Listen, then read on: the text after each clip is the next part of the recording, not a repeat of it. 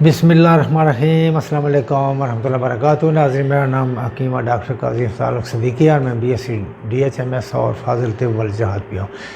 میں اس میں معمول کچھ بلکہ کافی 2 ماہ کی تاخیر سے حاضر خدمت ہوں۔ انشاءاللہ میں کوشش کیا کروں گا کہ وقتاً فوقتاً کوئی اچھا موضوع لے کر حاضر خدمت ہوتا رہوں اور آپ سے مخاطب ہوں۔ ناظرین، آج کا موضوع طب یا صحت سے ہٹ کر ہے۔ آج کا موضوع ایک خوشبودار تذکرہ ہے، بلکہ ایک معطر تذکرہ ہے۔ آپ سنیں گے تو حیران ہوں گے اور اپنے دین و ایمان کی آبیاری کریں گے۔ آپ کے بچے سنیں گے تو فخر کریں گے اپنے نبی صلی اللہ علیہ وسلم کے اصحاب پر۔ اب میں شروع کرتا ہوں جو میں بیان کرنا چاہتا ہوں۔ وہ مکہ کے ایک شریف اور خوبصورت ترین اور وجیح نوجوانوں میں شمار ہوتے تھے۔ قریش کے نامور خاندان سے تعلق تھا۔ مکہ کی گلیوں سے گزرتے تو ان کے گزرنے کے بعد کتنی دیر تک لوگ کہتے رہتے کہ اس راستے سے مصب تو نہیں گزرے۔ خوبصورت لباس اور خوبصورت دل کو مو لینے والے عطر استعمال کرتے تھے۔ یہی وجہ تھی کہ جہاں سے گزرتے فضا معطر ہو جاتی۔ والدہ کے لاڈلے دنیا بھر سے قیمتی ملبوسات کے لیے ان کے لیے منگوائے جاتے۔ چہرے پر خاندانی وجاہت، تمکنت، پروقار، ایسی خوبصورت گفتگو کرتے کہ جانے محفل بن جاتے۔ شادی بھی حضرت عبد المطلب کی نواسی حمنہ بنت جہش رضی اللہ تعالیٰ عنہ سے ہوئی تھی، جو نبی کریم صلی اللہ علیہ وسلم کی پھوپھی زاد بہن اور ام المومنین حضرت زینب بنت جہش رضی اللہ تعالیٰ عنہ کی سگی بہن تھی۔ یہ تھے حضرت مصعب بن عمیر رضی اللہ تعالیٰ عنہ، جو رسول صلی اللہ علیہ وسلم کے پہلے نامور اور مقرر کردہ سفیر تھے۔ حضرت مصعب بن عمیر رضی اللہ تعالیٰ عنہ دنیا میں صرف اپنی والدہ سے، جن کا نام تھا خناس بنت مالک، ان سے ڈرتے تھے۔ محبت اور شفقت کی پیکر خاتون تھی۔ مکہ کی انتہائی میر کبیر اور بارسوخ خاتون تھی۔ حضرت مصعب رضی اللہ تعالیٰ عنہ کہ جن سے گفتگو میں کوئی بازی نہیں لے جا سکتا تھا، اپنی والدہ کے آگے ایک لفظ نہیں بولتے تھے۔ جب اسلام ان کے دل میں گھر کر گیا تو خناس بنت مالک سوچ بھی نہیں سکتی تھی کہ ان کا بیٹا نہ صرف ان کے آگے بولے گا بلکہ اس پر کوئی لالچ، دباؤ، سختی کا کوئی اثر بھی نہیں ہوگا۔ خناس بنت مالک نے پہلی بار اپنے لاڈلے بیٹے پر ہاتھ اٹھایا، رسیوں سے باندھا، ہر سختی کی، لیکن جس پر رب کی رحمت اور ہدایت کی نظر ہو گئی ہو، وہ ان سختیوں کو کب خاطر میں لاتا ہے۔ حضرت مصعب بن عمیر رضی اللہ تعالیٰ عنہ کو جب علم ہوا کہ مسلمان حبشہ ہجرت کر رہے ہیں تو وہ خود کو کسی نہ کسی طرح آزاد کر کے حبشہ ہجرت کر گئے، اور سب بعد جب واپس آئے تو سوچا شاید اب ماں کا دل پسیج گیا ہو، یعنی نرم پڑ گیا ہو۔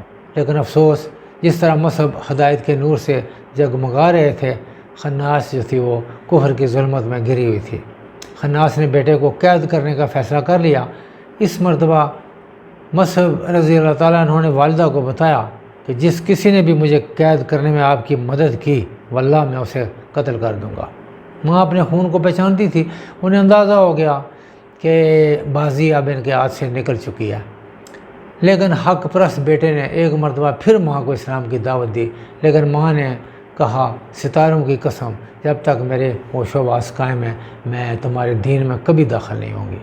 حضرت مصعب بن عمیر رضی اللہ تعالیٰ عنہ انتہائی دل گرفتہ ہوئے اور نبی صلی اللہ علیہ وسلم کی خدمت میں حاضر ہوئے، کیونکہ بے قصوں کے سہارا اللہ اور اس کے رسول ہیں۔ حضرت مصعب بن عمیر نے آسائشوں والی زندگی چھوڑ کر تنگ دستی والی زندگی کو ترجیح دی اور مکہ کی گلیوں میں دیوانہ وار گھومنے لگے۔ شاہانہ لباس پہننے والا اور بہترین خوشبوئیں لگانے والا جوان اب مختلف نظر آنے لگا۔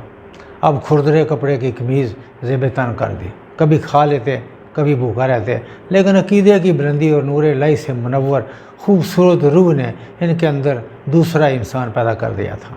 ایک ایسا انسان جو اپنے جلال سے آنکھوں کو خیرہ کر دے اور دلوں پر اپنی داغ بٹھا دے۔ آقا مدنی صلی اللہ علیہ وسلم نے انہیں اپنے سفیر کے طور پر چن لیا۔ حضور صلی اللہ علیہ وسلم نے ان کو کامل شخصیت کا ادراک دیا۔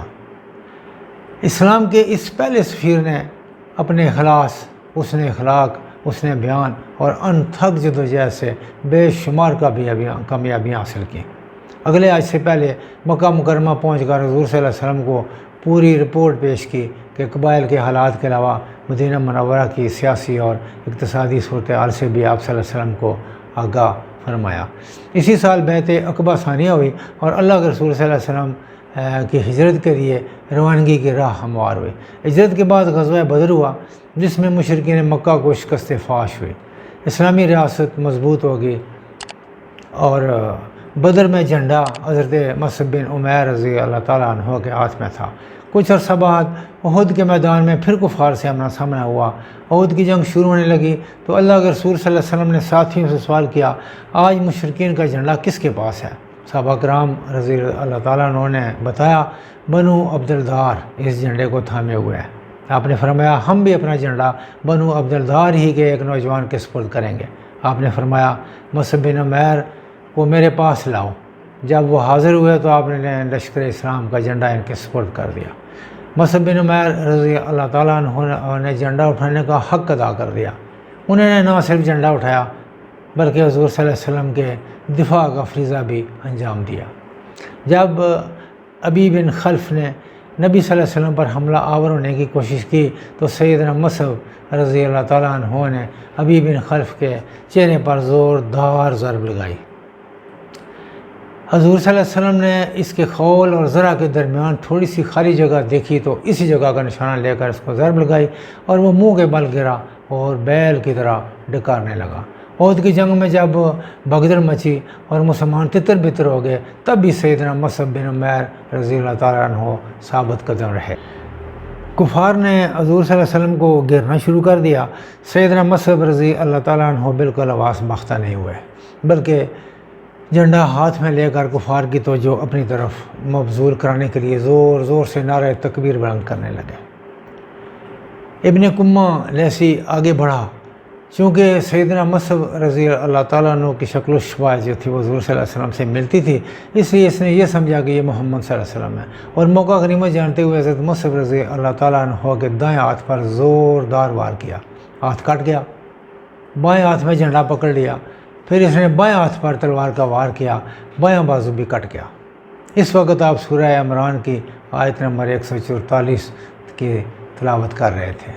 اب سیدنا مصعب رضی اللہ تعالیٰ عنہ نے بازو کے بقایا حصوں کی مدد سے جھنڈا اپنے سینے میں لگا لیا۔ اب کی بار ابن کمہ لیسی نے نیزے سے حملہ کیا۔ زبان پر مسلسل قرآن پاک کی آیت کریمہ کی تلاوت جاری تھی۔ نیزے کی انی آپ رضی اللہ تعالیٰ عنہ کے سینے کے پار ہو گئی۔ آپ زمین پر گر گئے، ساتھ ہی شہید ہو گئے۔ شہادت کے وقت آپ کی عمر مبارک 40 سال تھی۔ جھنڈا زمین پر گرا تو فوراً حضرت علی رضی اللہ تعالیٰ عنہ نے آگے بڑھ کر سنبھال لیا۔ معرکہ ختم ہوا تو اللہ کے رسول صلی اللہ علیہ وسلم نے دیگر صحابہ کرام رضی اللہ تعالیٰ عنہ کے ساتھ شہداء کو الوداع فرمایا۔ ان میں سیدنا مصعب بن عمیر رضی اللہ تعالیٰ عنہ بھی شامل تھے۔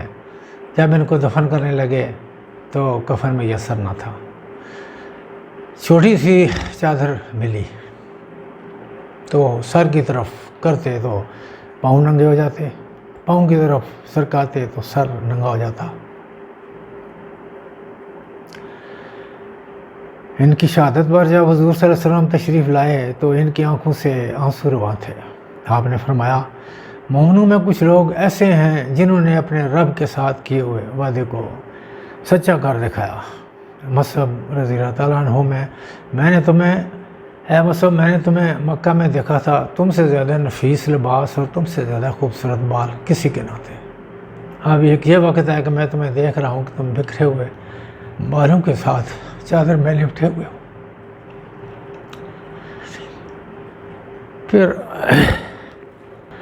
پھر آپ نے تمام شہداء کی طرف ایک نظر ڈالی اور فرمایا، اللہ کا رسول گواہی دیتا ہے کہ تم قیامت والے دن شہداء میں اٹھائے جاؤ گے۔ پھر آپ نے صحابہ کو حکم دیا، مصعب کے سر کو چادر سے ڈھانپ دو اور قدموں کو اصغر گاہ سے ڈھانپ دو۔ اللہ اکبر۔ حضرت مصعب بن عمیر رضی اللہ تعالیٰ عنہ کی حیات طیبہ میں ہم جیسوں کے لیے بہت سی نشانیاں ہیں۔ آج ہم میں سے کون ہے جو اللہ تعالیٰ کی خاطر قیمتی پوشاک، شانہ کھانے اور عالی شان رہائش کو چھوڑ دیں؟ بلا شبہ آٹے میں نمک کی مقدار میں ایسے لوگ ہیں جو دنیا کی آسائش چھوڑ کر دین کی طرف چلے جاتے ہیں۔ زیادہ تر معمولی سی باتوں پر دین کا راستہ چھوڑ کر دنیا کو اختیار کر لیتے ہیں۔ یا اللہ آپ کی پناہ۔ رسول صلی اللہ علیہ وسلم کے جانساروں پر لاکھوں سلام۔ جنہوں نے امت مسلمہ کے لیے نہایت عالیشان اور لازوال مثالیں قائم کی. یا اللہ قیامت والے دن ان کی ہمیں زیارت نصیب فرمانا. آمین. اللہ حافظ.